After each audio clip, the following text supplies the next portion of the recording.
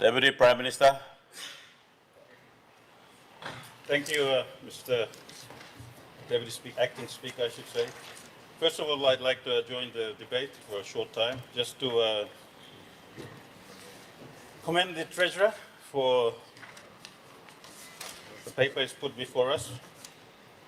While the debate's been ongoing and very conducive and very intellectual and learning, there's a few things that we should also realize that when you pass a budget,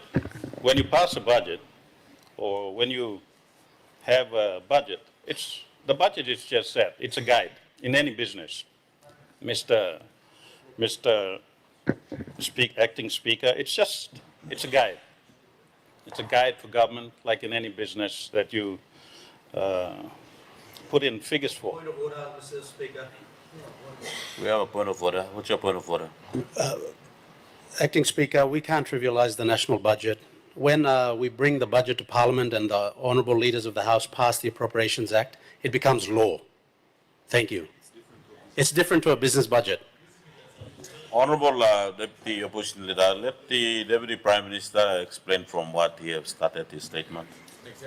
Thank you, Deputy Opposition Leader, and thank you, Mr. Speaker. It's just an example. It's a guide. A budget is a guide for everything and everything you do, including government budget. You cannot forecast. You can forecast, but you cannot forecast accurately revenues coming in for issues that may happen, like COVID-19, other issues forecasting, drop in LNG prices, all that all falls into place and will affect the budget. It will affect the budget forecast. That is simple and common sense. So, thank you, Mr. Assistant Speaker. But the thing we should also look at is report by the Treasurer is he has kept to his budget fix. He has also assisted our people. This government has also assisted our people by, relief for our consumers. The 13 items that has been put on, the 13 essential household items, that has been slashed by 10%, even in tight fiscal times. We should give commendation to the Treasury and government for that. That 10% GST cuts has affected the budget, Mr. Speaker. It has affected the budget. But that 10% GST cuts, it goes back to our people, into the pockets of ordinary people, and doesn't come into a general consolidated budget, but it ends up in the hands and pockets of the little people, and it alleviates their lives. So I think we should commend the Treasurer and government on that. Mr.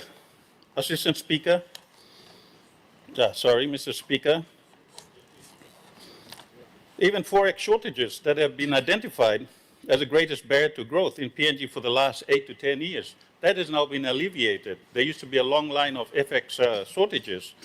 By the Treasurer addressing this with the bank, that has now been alleviated. You can check any business house. Those business houses have now very grateful that these FX shortages have been sorted out.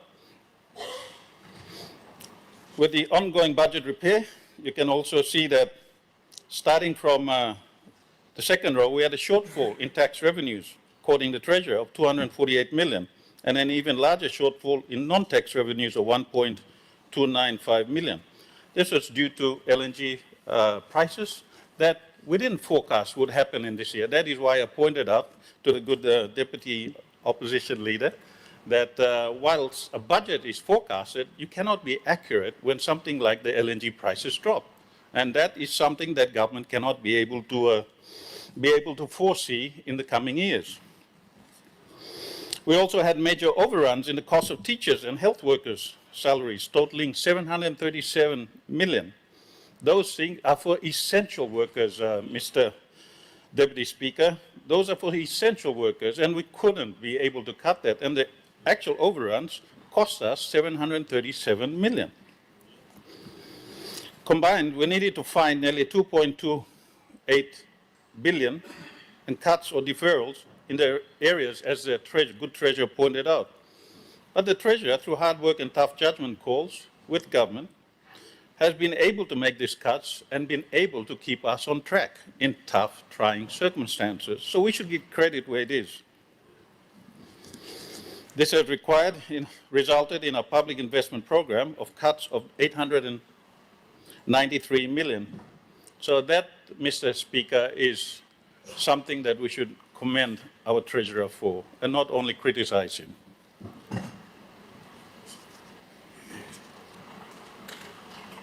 The other benefits that our good Treasurer has pointed out in this paper is that the budget repair path is on our debt to GDP ratio continues to fall.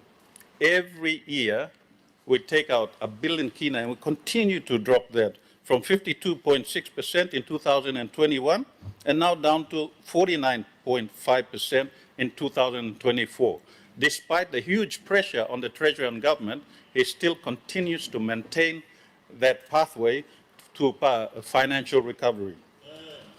Those are things that we should be able to commend the Treasury, and we should commend government for it. That is very important, Mr. Deputy Speaker.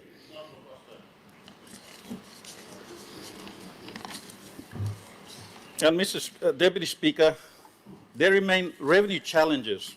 There remain revenue challenges that I pointed out earlier, mainly from an unexpected drop in the PNG LNG taxes of some 2 billion kina, which we could not forecast and hit us this year. As we await the MIEFO to see if we may need a 2025 maybe supplementary budget, some warrants and some belt tightening need to be done. And those are critical, and those are things that we need to do. And we welcome suggestions from the opposition, working cohesion with like what a good governor pointed out from NCDC. We're not alone in making these decisions. These decisions affect the whole country, Mr. Deputy Speaker. It affects the whole country. So when we hear relevant, good, constructive criticism from the opposition, then we are able to take that into consideration and work towards fixing our budget and repairing a budget to ensure that our country moves forward. It is not just a one-sided affair. We hear what the good opposition says, and we take into account what the constructive criticisms and constructive debates are. That is why we allow debate on the floor of Parliament today and are not bulldozing it through, which we can, Mr.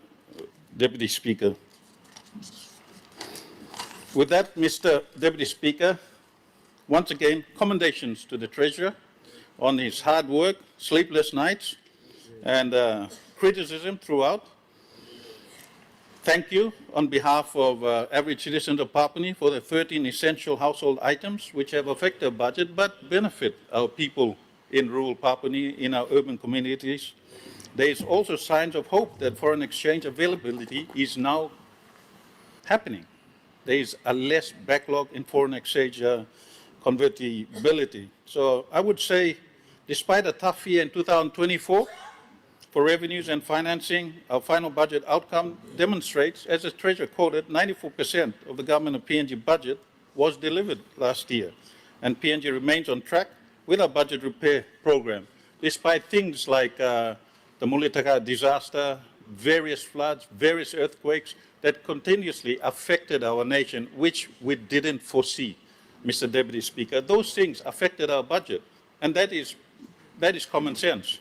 So, Mr. Deputy Speaker, I'd like to once again commend the Treasurer, commend government, and take into account the constructive criticism that the opposition puts on the floor, and we'll take that into further debate down the track. Thank you very much, Mr. Deputy Speaker.